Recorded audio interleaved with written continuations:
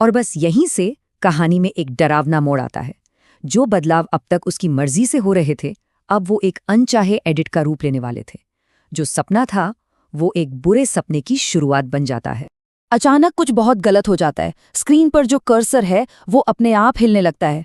बस एक पल में सब कुछ बदल जाता है और कंट्रोल उसके हाथ से फिसलना शुरू हो जाता है।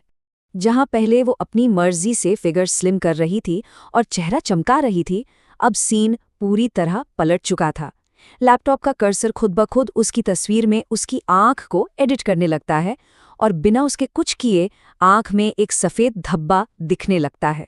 और बस इसके बाद तो मानो सारा कंट्रोल ही खत्म हो गया। जिस टेक्नोलॉजी को वो अपना दोस्त समझ रही थी, अब वो उसकी सबसे बड़ी दुश्मन बन चुकी थी और वो उसे काबू नहीं कर पा रही थी। ये बुरा सपना बहुत तेजी से बढ़ता है।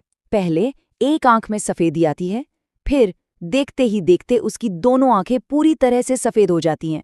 इससे पहले कि वो कुछ समझ पाती, कर्सर उसके मुंह की तरफ बढ़ता है और उसे बंद करने लगता है, और फिर उसका मुंह पूरी तरह से सील हो जाता है। वो उसे रोकने की बहुत कोशिश करती है, चीखना चाहती है, हिलना चाहती है, पर कुछ नहीं कर पाती। वो अपने ही शरीर में कैद एक बेबस दर्शक बनकर रह जाती है, जिससे उसकी अपनी बनाई हुई डिजिटल दुनिया बदल रही थी। आखिर में डर और खौफ में वो अपनी पूरी ताकत लगाकर लैपटॉप को जोर से बंद कर देती है। एक झटके में स्क्रीन तो काली हो जाती है, लेकिन जो भयानक बदलाव उसके शरीर में हो चुके हैं, उनका क्या?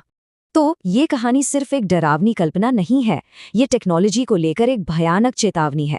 एक ऐसी चेतावनी जो हमें शॉर्टकट और तुरंत मिलने वाले नतीजों के बारे में सोचने पर मजबूर करती है। तो ये कहानी हमें एक बहुत ज़रूरी सवाल के साथ छोड़ जाती है। जब टेक्नोलॉजी कोई शॉर्टकट देती है, तो उसकी असली कीमत क्या होती है? ये एक ऐसा सवाल है जिसका जवाब शायद हम सभी को अपने इस डिजिटल जीवन में खोजना होगा।